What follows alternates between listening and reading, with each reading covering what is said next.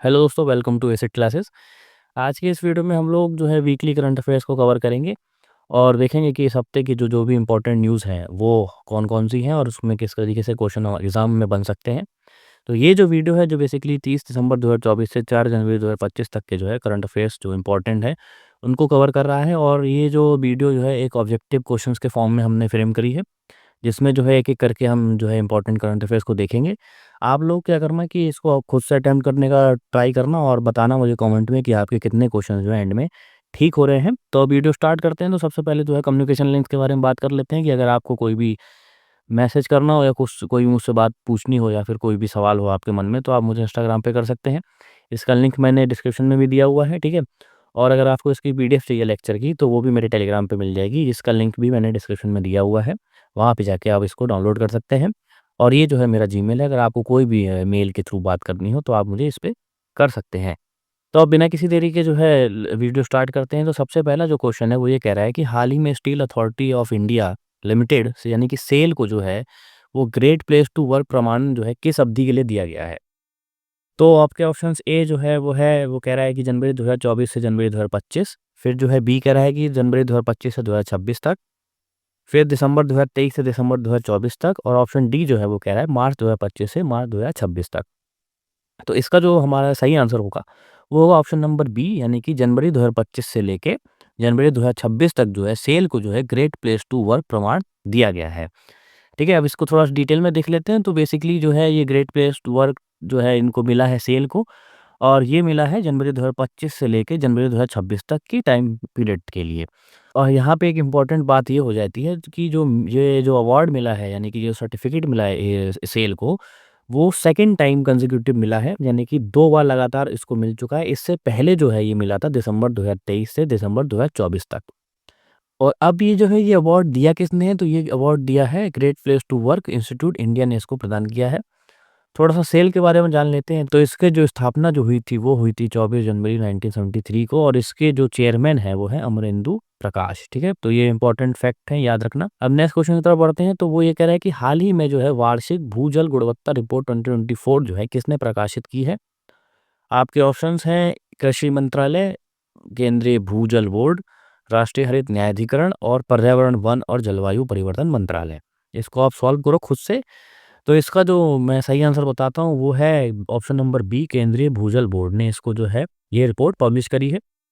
Basically जो है जो ग्राउंड वाटर वाटर बॉडी जो है बोर्ड जो है वो हमारे मिनिस्ट्री ऑफ जल शक्ति के अंडर में आता है, और इसने ही जो है ग्राउंड वाटर क्वालिटी रिपोर्ट जो है 2024 की ये पब्लिश करी है। इसमें ना कुछ पॉइंट्स बताए गए हैं जो हमारे इंडिया में जो कंसर्न्स हैं ग्राउंड वाटर को लेके, जो कि आपके एग्जाम पॉइंट ऑफ व्यू से थोड़े से इंपॉर्टेंट हो जाते हैं। अगर आप मेंस में आंसर राइटिंग करना चाहते हैं तो मेंस में भी इस पॉइंट्स को जोड़ सकते हैं। और अगर यूपीएससी का हम थोड़ा-सा देखें नेचर, तो इस तरीके से क्वेश्चन वो फ्रेम कर सकता है कि स्टेटमेंट वाइज़ आपको दे सकता है। तो इसमें क्या-क्या जो है इसमें रिपोर्ट्स में की हाइलाइट की हैं। तो बेसिकली इसमें जो बताया कि जो ग्राउंड वाटर का जो एक्सट्रैक्शन है वो 60.4% है अक्रॉस द इंडिया। यानी कि जो भूजल जो निष्कर्षण है वो 60.4% हो चुका है ऑल ओवर इंडिया में।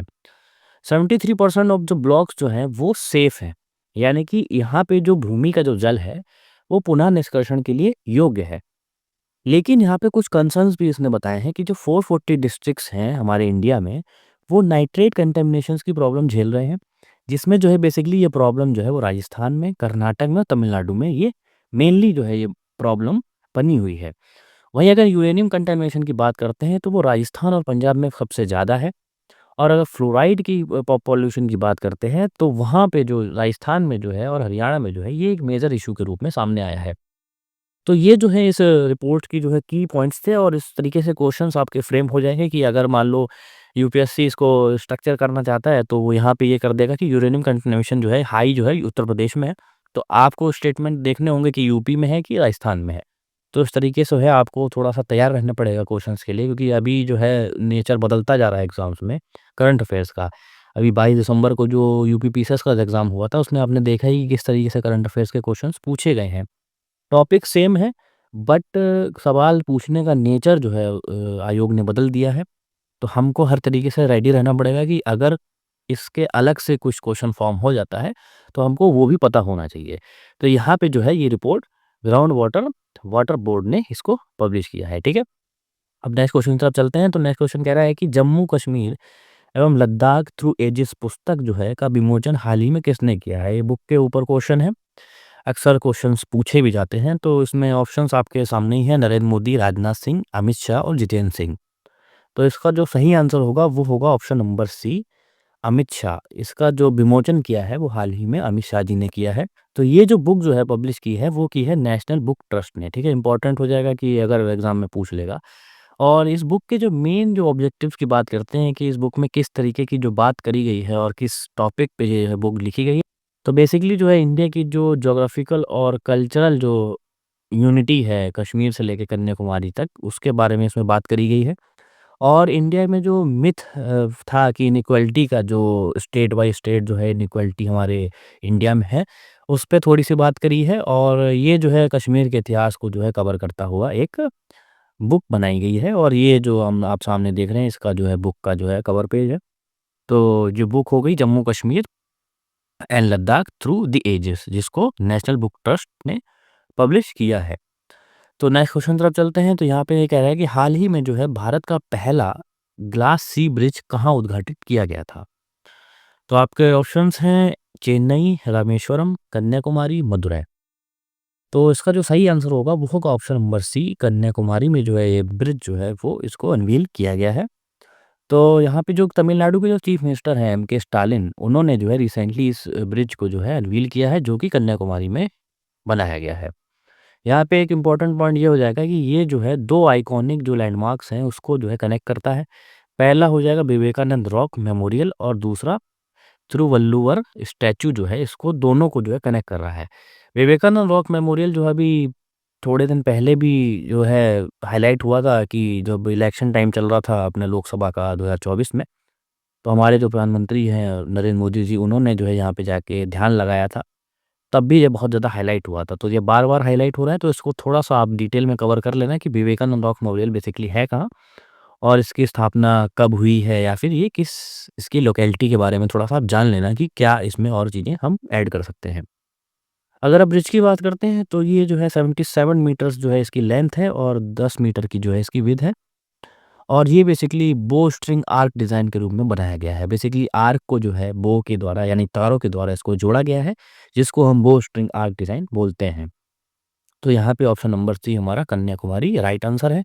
नेक्स्ट क्वेश्चन तरफ चलते हैं। तो यहाँ पे कह रहा है कि लीड्स 2024 रिपोर्ट किस केंद्रीय मंत्री ने जारी की है? अभी एक रिपोर्ट पब्लिश हुई है लीड्स 2024, वो जो है किस मंत्री ने जारी करी है? तो इसमें ऑप्शंस हैं नरेंद्र मोदी, पीयूष गोयल, निर्मला सीतारमण और जितिन प्रसाद। तो यहाँ पे जो सही आंसर होगा वो होगा option number B, Piyush Goyal ने जो है ये रिपोर्ट जारी करी है। इसको जो है थोड़ा डिटेल में देखते हैं। तो ministry of commerce and industry जो है इसने जो है logistic ease across different states leads 2024 report जो है वो पब्लिश करी है। बेसिकली ये जो है 4 पिलर्स के द्वारा जो है हमारे जो स्टेट्स की जो लॉजिस्टिक परफॉर्मेंस है उसको इंडिकेट करती है। तो इसमें जो है 4 पिलर में सबसे पहले आ जाएगा लॉजिस्टिक इंफ्रास्ट्रक्चर का, फिर लॉजिस्टिक सर्विसेज और ऑपरेटिंग एंड रेगुलेटरी एनवायरनमेंट क्या है, और सस्टेनेबल लॉजिस्टिक्स। तो इसमें इंपॉर्टेंट पॉइंट जो हो जाएगा, जो सस्टेनेबल लॉजिस्टिक्स है ये बेसिकली न्यूली इंट्रोड्यूस पिलर है, जो कि इको फ्रेंडली प्रैक्टिसेस के बारे में बात करता है। तो ऑप्शंस बना सकता है इस तरीके से कि जो है न्यूली जो है इंट्रोड्यूस पिलर कौन-सा है लीड्स रिपोर्ट में, तो यहाँ पे ऑप्शन हमारा ये ठीक होगा सस्टेनेबल लॉजिस्टिक्स के बारे में, ठीक है। अब देख लेते हैं कि जो है हमारे जो स्टेट्स को जो है रैंकिंग दी गई है वो किस आधार पे दी गई है और कौन-कौन से जो हैं स्टेट्स जो हैं किस कैटेगरी में आते हैं। तो यहाँ पे ना 4 ग्रुप डिवाइड करे गए हैं। इसमें जो है पहला हो जाएगा कोस्टल ग्रुप, दूसरा है लैंडलॉक्ड ग्रुप्स, तीसरा है नॉर्थ ईस्टर्न ग्रुप और चौथा यूनियन टेरिटरीज़, ठीक है। 4 ग्रुप्स बनाए गए हैं स्टेट्स के और इसमें जो रैंकिंग्स दी गई हैं वो दी गई हैं अचीवर्स, फास्ट मूवर्स और एस्पायरर्स के रूप में, यानी कि आकांक्षी। तो अगर हम सबसे पहले कोस्टल ग्रुप्स की बात करते हैं तो यहाँ पे अचीवर्स की जो श्रेणी में आता है गुजरात, कर्नाटक, महाराष्ट्र, उड़ीसा और तमिलनाडु। वहीं फास्ट मूवर जो है वो आंध्र प्रदेश और गोवा है। और एस्पायरर्स की बात करते हैं तो केरला और वेस्ट बंगाल यहाँ पे एस्पायरर्स हैं। लैंडलॉक ग्रुप की बात करते हैं तो सबसे पहले मुझे कमेंट में आप बताइए कि लैंडलॉक जो स्टेट्स हैं इंडिया में वो कौन-कौन से हैं या कितने हैं? तो इसमें अचीवर्स की जो कैटेगरी है उसमें हरियाणा है, तेलंगाना है, उत्तर प्रदेश और उत्तराखंड है। और फास्ट मूवर्स में बिहार, हिमाचल प्रदेश, मध्य प्रदेश, पंजाब, राजस्थान आ जाता है। एस्पायरर्स की अगर बात करते हैं तो यहाँ पे छत्तीसगढ़ और झारखंड है। नॉर्थ ईस्टर्न ग्रुप की बात करते हैं तो अचीवर्स की श्रेणी में हमारे असम आ जाएगा और अरुणाचल प्रदेश आ जाएगा। वहीं अगर यूनियन टेरिटरीज में हम अचीवर्स की बात करते हैं तो चंडीगढ़ और दिल्ली जो है वो अचीवर्स की श्रेणी में आएंगे, ठीक है। और जो भी आप अपने स्टेट का जो है पीसीएस दे रहे हों और जो भी आप इंटरेस्टिंग हो अगर देने के लिए, तो अपने स्टेट की रैंकिंग जरूर देख लेना, और उस स्टेट है जो है कौन सी कैटेगरी में आ रहा है और उसको जो है कौन सी रैंकिंग मिली है, तो इसको थोड़ा सा आप डिटेल में देख लेना। अब नेक्स्ट क्वेश्चन तरफ चलते हैं, तो वो ये कह रहा है कि हाल ही में 2024 फिडे महिला वर्ल्ड रैपिड शतरंज चैंपियनशिप जो है किसने जीती। तो ऑप्शंस आपके हैं कोनेरू हम्पी, बी जो है हु यिफान, सी जो है नाना गैप्रिंडाशविली, बहुत ही कठिन नाम है, और डी जो है काटेरिना लैग्नो। तो यहाँ पे जो हमारा सही आंसर होगा वो होगा ऑप्शन नंबर ए कोनेरो हम्पी। इन्होंने जो है वो फिडे महिला वर्ल्ड रैपिड चैंपियनशिप जीती है चेस की। तो यहाँ पे जो कोनेरू हम्पी हैं उन्होंने सेकंड टाइम जो है वो ये टाइटल जीता है, और ये जो चैंपियनशिप हुई थी ये न्यूयॉर्क में हुई थी, थोड़ा सा ये भी याद रखना कि कहाँ हुई थी। और इन्होंने 8.5 पॉइंट्स जीते हैं 11 राउंड्स में, और इन्होंने इंडोनेशिया की जो इरेने सुकांदेर जो है उनको फाइनल में हराया है। ये इनकी इमेज है, आप देख सकते हैं। इन्होंने जो है FIDE rapid and Blitz championship 2024 का टाइटल अपने नाम किया है, जो कि बहुत ही प्राउड की बात है इंडिया के लिए। और अभी गुकेश जो है हमारे, उन्होंने भी जो है एक चैंपियनशिप जीती है, तो वो कौन सी जीती है उसको कमेंट में बताइएगा, और वो इंडिया के कौन से ऐसे खिलाड़ी हैं जिन्होंने ये चैंपियनशिप जीती है, ठीक है। जो दोनों क्वेश्चंस आप मुझे बताइएगा। फिर नेक्स्ट क्वेश्चन तरफ बढ़ते हैं, तो वो ये कह रहा है कि सेब दालिंका क्या है जिसे हाल ही में यूनेस्को की सांस्कृतिक धरोहर सूची में जोड़ा गया है। तो यहाँ पे ऑप्शंस हैं, एक पारंपरिक बोस्नियाई नृत्य है, एक प्रकार का पारंपरिक बोस्नियाई प्रेम गीत संगीत है, एक बोस्नियाई ऐतिहासिक स्थल है, और एक बोस्नियाई व्यंजन है। तो यहाँ पे जो सही आंसर होगा वो होगा ऑप्शन नंबर बी। ये बेसिकली एक प्रकार का लव सॉन्ग है, यानी कि एक संगीत है जिसको जो है अभी यूनेस्को की कल्चरल हेरिटेज लिस्ट में ऐड किया गया है। इसको अगर हम थोड़ा डिटेल में देखते हैं तो बेसिकली इसको हम बाल्कन ब्लूज के नाम से भी जानते हैं, जो ये जो बोस्निया का जो ट्रेडिशनल लव सॉन्ग है। और ये बेसिकली इन्फ्लुएंस हुआ है ओटोमन एम्पायर से, और जो स्लाविक जो पोइट्री है, साउथ स्लाविक पोइट्री, उनसे जो है इन्फ्लुएंस है काफ़ी ज़्यादा। और इसका जो ओरिजिन हुआ है वो 16th सेंचुरी में हम देखते हैं, ठीक है। बेसिकली ये जो है पब्लिक गैदरिंग में और कम्युनिटी इवेंट्स में जो है ये गाया जाता है, और हर बोस्निया और हर्जेगोविना में जो है ये काफ़ी ज़्यादा फेमस है, ठीक है। कमेंट में आप मुझे बोस्निया और हर्जेगोविना की जो है कैपिटल बताइएगा कि इसकी कैपिटल क्या है। नेक्स्ट क्वेश्चन तरफ चलते हैं, तो वो ये कह रहा है कि केंद्रीय रिजर्व पुलिस बल के नए महानिदेशक के रूप में किसे नियुक्त किया गया है। अपॉइंटमेंट से रिलेटेड क्वेश्चन है। आपके ऑप्शंस हैं राकेश अस्थाना, फिर कुलदीप सिंह, संदीप मित्तल, या फिर बितुल कुमार। तो इसका जो सही आंसर होगा वो होगा option number D. Bitul Kumar ji जो हैं उनको अभी सीआरपीएफ के जो हैं वो नए महानिदेशक के रूप में अपॉइंट किया गया है, और इनकी जो अपॉइंटमेंट है वो अनीश दयाल सिंह के स्थान पे होगी। और बितुल कुमार जी का जो जन्म है वो अगस्त 1968 में हुआ है भटिंडा पंजाब में, और ये 1993 के जो हैं आईएएस ऑफिसर हैं उत्तर प्रदेश कैडर के, ठीक है। नेक्स्ट क्वेश्चन चलते हैं, तो हाल ही में जो है king cup international badminton open में कांस्य पदक किसने जीता है, यानी कि ब्रॉन्ज मेडल किसने इसको जीता है। तो आपके ऑप्शन हैं श्रीकांत किदाम्बी, लक्ष्य सेन, बी साई प्रणीत, पीवी सिंधु। तो यहाँ पे जो सही आंसर होगा वो होगा ऑप्शन नंबर बी, लक्ष्य सेन ने जो है ये ब्रॉन्ज मेडल जीता है इस चैंपियनशिप का। तो बेसिकली जो है लक्ष्य सेन एक राइजिंग बैडमिंटन स्टार हैं इंडिया के, जिन्होंने जो है ब्रॉन्ज मेडल जीता है, और ये इनॉग्रल किंग कप इंटरनेशनल था बैडमिंटन का, जिसमें इन्होंने ये ब्रॉन्ज मेडल जीता है। और इन्होंने जो है फ्रेंच प्लेयर को हराया है जिसका नाम है एलेक्स लैनियर। और जो थर्ड प्लेस का जो प्ले ऑफ हुआ था, यानी कि जो ब्रॉन्ज मेडल के लिए जो है ये मैच खेला गया था, जिसमें इन्होंने इनको हरा दिया है। ये जो है लक्ष्य सेन की इमेज है, आप देख सकते हैं कि इन्होंने जो है ये ब्रॉन्ज मेडल जीता है। अब नेक्स्ट क्वेश्चन तरफ चलते हैं, तो वो कह रहा है कि हाल ही में कौन सा जो पहला राज्य बना है जिसने वन पारिस्थितिकी तंत्र को ग्रीन जीडीपी से जोड़ा है, ठीक है। तो ऑप्शंस आपके सामने हैं कि उत्तर प्रदेश, महाराष्ट्र, मध्य प्रदेश, छत्तीसगढ़। तो इसका जो सही आंसर होगा वो होगा ऑप्शन नंबर डी। छत्तीसगढ़ ने जो है इस तरीके से अपने जो है पारिस्थितिकी तंत्र को जो है ग्रीन जीडीपी से जोड़ा है। तो यहाँ पे ना जो ग्रीन जीडीपी जो है बेसिकली एक इंपॉर्टेंट टर्म हो जाता है। तो जीडीपी तो आप लोगों को पता ही होगा कि GDP basically gross domestic product होता है किसी भी कंट्री का। बट यहाँ पे जो ग्रीन जीडीपी है ये बेसिकली खाली कंट्री की इकोनॉमी के बारे में बात नहीं करती है। ये बेसिकली यहाँ पे देखती है कि किस तरीके से जो है हार्म पहुँचाया गया है एनवायरनमेंट को, और किस तरीके से नेचुरल जो रिसोर्सेज हैं उनका जो लॉस हुआ है उसको जो है मेज़र करती है, ठीक है? इससे जो है एक क्लियर पिक्चर हमारे सामने बनती है कि एक कंट्री जो है किस प्रकार से जो है प्लैनेट के को अफ़ेक्ट कर रही है या फिर उसको नुकसान पहुँचा रही है। तो जो इस प्रकार जो है ग्रीन जीडीपी जो है basically both economic progress and environmental cost जो है शो करता है, making it more complete way to measure well-being, यानी कि किसी भी एक वेल-बीइंग को मेजर करने के लिए एक ये कंप्लीट जो है वो तरीका है जानने का। तो ग्रीन जीडीपी बेसिकली छत्तीसगढ़ ने अभी अपने एनवायरनमेंट में जोड़ा है।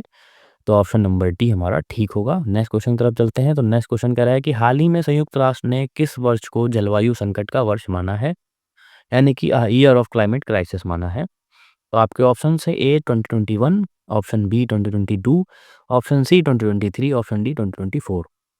तो इसका जो सही आंसर होगा वो होगा ऑप्शन नंबर डी 2024। यानी कि जो अभी यूएन ने एक रिपोर्ट निकाली है उसमें जो है इस तरीके की जो हाइलाइट्स को जो है कवर किया है कि किस तरीके से जो है जो 2024 है वो बेसिकली रिकॉर्ड ब्रेकिंग हीट और क्लाइमेट क्राइसिस का जो है एक प्रकार से ईयर माना जा सकता है। तो इसमें ना कुछ पॉइंट्स को इन्होंने इंक्लूड किया है तो जिसके माध्यम से उन्होंने बताया है कि इस तरीके से जो है हम कह सकते हैं कि 2024 जो है ईयर ऑफ क्राइसिस हो सकता है। तो इसमें ना एक्सट्रीम वेदर पैटर्न्स के बारे में बात करी गई है कि 2024 में जो है काफ़ी ज़्यादा हीट वेव चली, इंडिया में भी चली, फिर हेवी रेनफॉल हुए, फिर फ्लड्स आईं, बाढ़, सूखा भी आया, ठीक है? और उसके अलावा जो है ग्रीन हाउस एमिशंस का जो है वो राइज़ हो गया और फिर जो है यहाँ पे रिकॉर्ड ब्रेकिंग टेम्परेचर्स देखे गए जगह-जगह पे। तो इसलिए जो है यूएन ने अपनी रिपोर्ट में जो है 2024 को ईयर ऑफ क्लाइमेट क्राइसिस के रूप में माना है, ठीक है?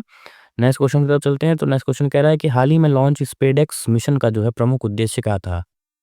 तो बेसिकली इसमें ऑप्शंस हैं आपके उपग्रह संचार नेटवर्क का विकास करना और 2 छोटे अंतरिक्ष यान का मिलन, डॉकिंग और अडॉकिंग की तकनीक प्रदर्शित करना, चंद्रमा की सतह का अध्ययन करना या फिर ऑप्शन डी आपके सामने है कि उपग्रह प्रक्षेपण तकनीकों का परीक्षण करना। तो इसका जो सही आंसर होगा वो होगा ऑप्शन नंबर बी, 2 छोटे अंतरिक्ष मिलन यान जो है उनका डॉकिंग और अडॉकिंग तकनीक को प्रदर्शित करना। तो बेसिकली जो स्पेसएक्स मिशन है जो वो है इसरो का है और इसने जो है पीएसएलवी 360 से जो है रॉकेट लॉन्च किए हैं। और इसमें ना बेसिकली जो डॉकिंग और अडॉकिंग तकनीक के बारे में जो है इसको शोकेस करना है कि किस तरीके से डॉकिंग और अडॉकिंग हो सकती है और इससे जो है हम अपना एक स्पेस स्टेशन बना सकते हैं। जैसे कि इंटरनेशनल स्पेस स्टेशन बना हुआ है उसी तरीके से इंडिया भी अपना एक स्टेशन बनाना चाहती है। तो इसमें डॉकिंग और अडॉकिंग जो प्रैक्टिसेस को जो है शो किया जाएगा। अगर मैं आपको इसके विजुअल्स दिखाऊँ तो ये देखिए यहाँ पे ये शो कर रहा है कि किस तरीके से जो है ये जुड़ रहा है। 2 यान हैं, इसमें हम जोड़ देंगे। ये पहला वाला जो है दूसरे वाले से जो है डॉक हो रहा है, ठीक है? इसको डॉकिंग कहेंगे कि 2 यान जो हैं वो जुड़ रहे हैं। यहाँ पे क्लियरली शो हो रहा है कि किस तरीके से जुड़ रहा है और इसी तरीके से इसको जो हटना जो है दोनों यान का उसको अडॉकिंग कहेंगे। तो यहाँ पे आपको क्लियर हो रहा होगा थोड़ा-थोड़ा कि किस तरीके से ये मिशन जो है इसका मोटिव क्या है। तो डॉकिंग और अडॉकिंग जो है तकनीक को यहाँ पे ये शो करता है। तो अब नेक्स्ट क्वेश्चन की तरफ चलते हैं। तो नेक्स्ट क्वेश्चन हमारा कह रहा है कि हाल ही में जो है पुजारी ग्रंथी सम्मान योजना की घोषणा किसने की? तो बेसिकली ऑप्शन आपके सामने नरेंद्र मोदी, योगी आदित्यनाथ, अरविंद केजरीवाल, राहुल गांधी। तो इसका सही आंसर होगा अरविंद केजरीवाल जी ने जो है इस तरीके की योजना को जो है वो घोषणा की है। तो बेसिकली जो पुजारी ग्रंथी जो सम्मान योजना है वो आप गवर्नमेंट ने इसको लॉन्च किया है और इसमें क्या प्रोविज़न दिया गया है तो जो 18,000 रुपए जो है पर मंथ जो है हिंदू प्रीस्ट को और सिख ग्रंथीस को मिलेंगे और ये बेसिकली एक बहुत ही यूनिक इनिशिएटिव है इंडिया का। और इसको जो है अनाउंस किया गया अरविंद केजरीवाल जी ने जिसकी जो इमेज आप यहाँ पे लगी हुई है आप देख सकते हैं। और जो इसका जो मेन मोटिव जो है वो है रिलीजियस लीडर्स को सपोर्ट करना, ठीक है? तो पुजारी ग्रंथी स्कीम जैसा कि नाम से ही समझ में आ रहा है प्रीस्ट और साधुओं के लिए ये बनाई गई है। इसमें 18,000 पर मंथ मिलेगा, ठीक है? नेक्स्ट क्वेश्चन देते हैं कौन सा राज्य जो है देश का पहला तटीय बॉर्डर पक्षी जनगणना करेगा? तो ऑप्शन आपके सामने है तमिलनाडु, महाराष्ट्र, गुजरात और केरल। तो इसका जो सही आंसर होगा वो होगा ऑप्शन नंबर सी गुजरात। तो for the first time in India जो है गुजरात में इस तरीके की जो है सेंसस को जो है किया जाएगा। और जो कोस्टल एंड वाटर जो बर्ड हैं, जो मरीन नेशनल पार्क में और सेंचुरी जो है जामनगर में स्थित है, वहाँ पे जो है 3 जनवरी से लेके 5 जनवरी तक जो है इस तरीके का सेंसस किया जाएगा। और बेसिकली इसमें जो है एक्सपर्ट्स के साथ डिस्कशन किया जाएगा वाइल्ड लाइफ के ऊपर और बर्ड काउंटिंग के ऊपर और नॉलेज शेयरिंग सेशंस होंगे इसमें। और जो मरीन नेशनल पार्क जो है वो बेसिकली इंडिया का पहला जो है मरीन पार्क है। जो 170 किलोमीटर की कोस्टलाइन में फैला हुआ है, जहाँ पे देवभूमि द्वारका, जामनगर और मोरबी में ये स्थित है, ठीक है? तो इस वीडियो में इतना ही था। अगर आपको लेक्चर अच्छा लगा हो, वीडियो पसंद आई हो, तो चैनल को लाइक करो, सब्सक्राइब करो चैनल को, ठीक है? और वीडियो को शेयर करो ज़्यादा से ज़्यादा। और इसकी पीडीएफ के लिए आपको मेरे टेलीग्राम पे विज़िट करना पड़ेगा, वहाँ पे आप जाइए और इसको डाउनलोड कर सकते हैं। तो अब मिलते हैं नेक्स्ट वीडियो में। Thank you so much, bye.